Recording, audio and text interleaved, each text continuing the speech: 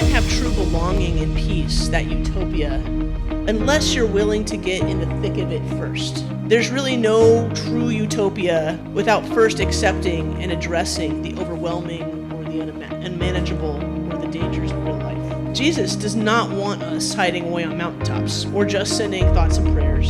He is counting on us to step up, to make a difference, to act, even when it's not popular and even if we're unsure if we can do it. Thank you so much for having me. Again, I'm Kathy Wilder. I'm the Executive Director at Camp Stevens, and that is my great pleasure to serve in our ministry up there. And this is your diocesan camp, and I see a lot of familiar faces. I know folks are coming in a couple weeks up to Camp Stevens. We just love having you, and you're welcome anytime. And don't miss the baked goods on the patio after this service, though. We got some cookies for you out there. So I wanted to start by telling you a little bit about myself. It's fun to start with the kids because it's always reminiscent. So this is about a little bit about how I got started. When I was a kid, I absolutely loved being outside, preferred the outdoors to the indoors, hands down. I loved being in the dirt, smelling the fresh air, feeling the sun on my skin, hearing the sound of the wind in the sky. I especially loved climbing up really high trees, up mountains, and riding my bike through the canyons in Point Loma. I spent a lot of my summer days also in the ocean. And you may be thinking, where were your parents? Well, it was the 1980s, so there were no parents with you. And 12 broken bones and more stitches than I can count later. It was all worth it. I still have a great love for the outdoors. The wild is where I really felt whole, where I could be myself in a world that didn't always totally see me or accept me for who I was. These are places I felt really connected to my purpose, to my people, and to God. And this was home, and this still is home. This is where I belong, and it's no surprise where I ended up in my life. And, this is a place where I could belong, and I'll tell you, right now in this world, belonging is really hard to come by. Especially now, when the world feels pretty unfamiliar, pretty divided, and in some cases, for some of our folks, more dangerous than ever. So I understand why Peter wanted to build a house on the mountain and never leave. I get it. The work of healing in this world, of fighting for what's right, the demands of a community that's overwhelming. And at the time, the threat to those who reversed the message and teachings of Jesus was becoming more and more dangerous. On top of that mountain, everything seemed safer. But, if you look historically or even just biblically at the life and the work of Jesus, he's rarely involved in stuff that involves safety or staying away from reality. Jesus is in the thick of it. And he shows us what it looks like to be brave and to show up for those who need us. And as they come down off the mountain, they run into this father with his son, desperate to help his son. And the disciples have decided that they can't do it. No, they got to wait for Jesus. They can't do it. They don't want to do it. And Jesus is mad, really mad. I've been reflecting on, generational comments, and this is a funny biblical, this generation, right? We hear that a lot in our world, but this is one of those times where Jesus is like, come on, guys, I've taught you how to do all this stuff. I believe in you, and I think that is where the exasperation comes from, is that God, that Jesus believes in us, in our power, in our sacredness, in our ability to make change, and sometimes we can't see it. And it's hard. It's hard to do. So I think that in this moment, he's revealing that belief, and then also it's a revealing of how little the disciples really believe in themselves, even after all they've been through over those past few years together.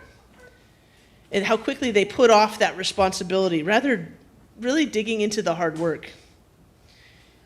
Jesus does not want us hiding away on mountaintops or just sending thoughts and prayers. He is counting on us to step up, to make a difference, to act, even when it's not popular and even if we're unsure if we can do it. Recently, I attended the annual conference of the Episcopal Camps and Conference Centers. in North Carolina, and we did a training on for the whole conference on anti-racism. And the trainer talked about two approaches to our work for camp and retreat centers. One is looking at our experience as a utopia, a separate space from the real world, getting away from it all. A catchphrase for Camp Stevens for many years has been a peaceful place apart. And the other idea was a microcosm. So people bring their whole selves to camp, and at camp we're able to work on talk about these things.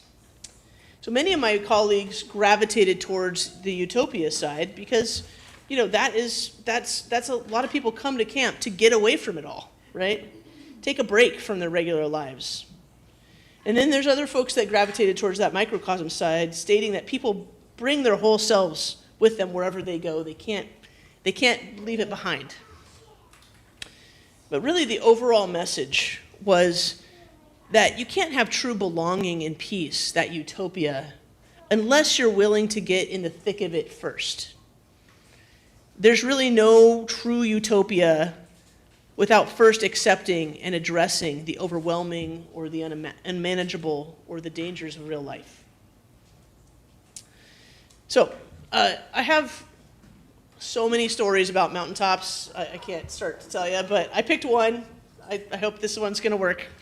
But this is a story about a mountaintop experience. Well, I can tell you more stories at the table later if you want to come by. Anyway, in the year 2000, I was leading a backpacking trip to San Gornio Peak, which is the tallest peak in Southern California. It's about 11,000 feet. And really fun trip, beautiful place. But during this trip in particular, we ran into what to this day was the worst thunderstorm I have ever experienced while trekking. We had 3 staff in addition to myself and 12 campers, teenagers, and we had to get to safety. We were out for about 5 days. I'm happy to say that all these years later, we all made it. Few bumps and bruises, and no direct lightning strikes, although some nearby, which was, its own thing to realize. And I learned really 3 important lessons on this trip. Mountaintops are not always safe, and you don't always want to hang out there. Once you're in a storm, there is no way out but through. And this one's just a good one for life. You can never have enough trash bags when traveling with 12 teenagers. Needless to say, my relationship with the wilderness really shifted, with mountaintops really shifted after this trip, but I would say for the better. Because experiencing this challenge strengthened my confidence.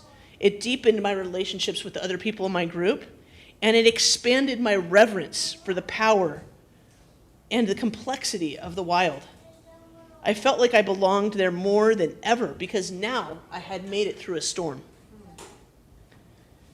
At Camp Stevens, we recently adopted a new vision statement along with our strategic plan work, and that is Camp Stevens envisions a world of wholehearted belonging.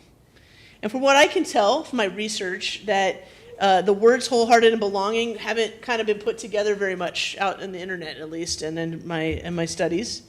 And so it's kind of a new combination. So to define it, wholehearted means being completely devoted, determined, or enthusiastic.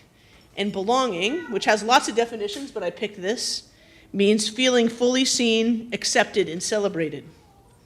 And wholehearted belonging can really be practiced through vulnerability, compassion, presence, and courageousness. I like to think that this is the way that people would behave in a beloved community. Wholehearted belonging and beloved community are both very aspirational, right? We may never realize these things in my lifetime. But we have to start, and we have to keep moving through the storm. We have to start living into the ideals and behaviors that will get us there. So, how do we muster the strength and the courage to do this? How do you do this? This is a lot, right? I know sometimes I just want to go into my hole. Maybe not a mountaintop, but into a hole sometimes. So I've been doing a lot of reading about belonging since we've adopted this, just to just increase my knowledge. And so I'm reading a book now by Father Greg Boyle, who's the founder of Homeboy Industries, really amazing writer, speaker, and highly suggest. But his most recent book is called Cherish Belonging.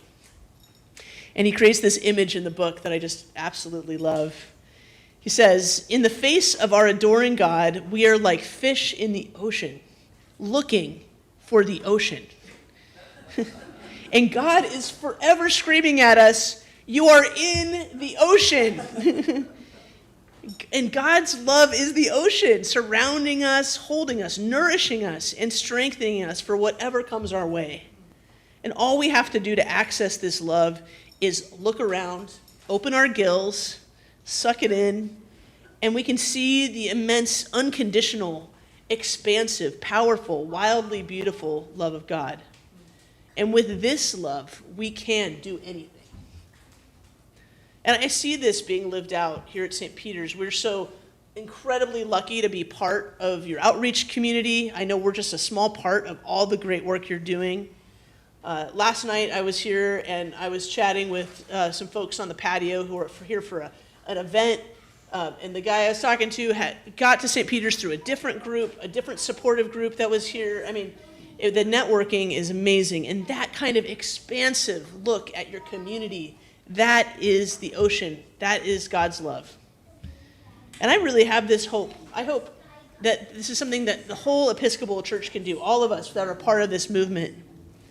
It's not just also the work of people like the incredible, inspiring Bishop Buddy. I don't know who caught that sermon, but that was pretty amazing. If you didn't see it, check it out. I'm sure YouTube will help you.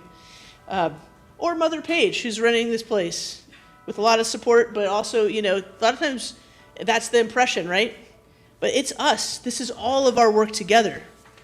And the fact is that this is our church in our country. These are our neighbors, and this is our planet. And these are our children and our elders. I'm going to give you a quote right now that many of you may have heard. I know I didn't know the origin story of it, but I'm going to tell you, which is exciting. I learned about this during the sermon writing opportunity. And that quote is, "We are the ones we have been waiting for." And that quote is from a poem that was written and read by June Jordan to the United Nations in 1978. And I love that quote. It's the title of an Alice Walker book now. It's, you hear it a lot. A lot of people, like inspirational people, have talked about this quote because the truth is we are the ones we are waiting for the next step. We can and are saving lives. We can enliven souls. We can step up to the sacred call of justice and dignity for every human being. Our wild and loving God believes in us, even when the storm is rough, the world is harsh, and in some cases, we do not have enough trash bags. Yeah. Together, we are not only carrying God's tide, but we are connected through God's tide of love. And we got to move that through the world with strength and peace, ferocity and joy, and even the courage to strive for a world that could include wholehearted belonging. I'm going to read you a poem that I read to our counselors in training at the end of their training week. I think we all need a little bit of this sort of thing right now, so I'm trying to share it. You are beloved just as you are. You are worthy of this earth and its seas and its skies just as you are. And the earth will receive all the gifts you give it, as long as the gifts that you give are given in joy. Let joy in every day, my love. Let joy be your lifeblood. Grace and peace to you all.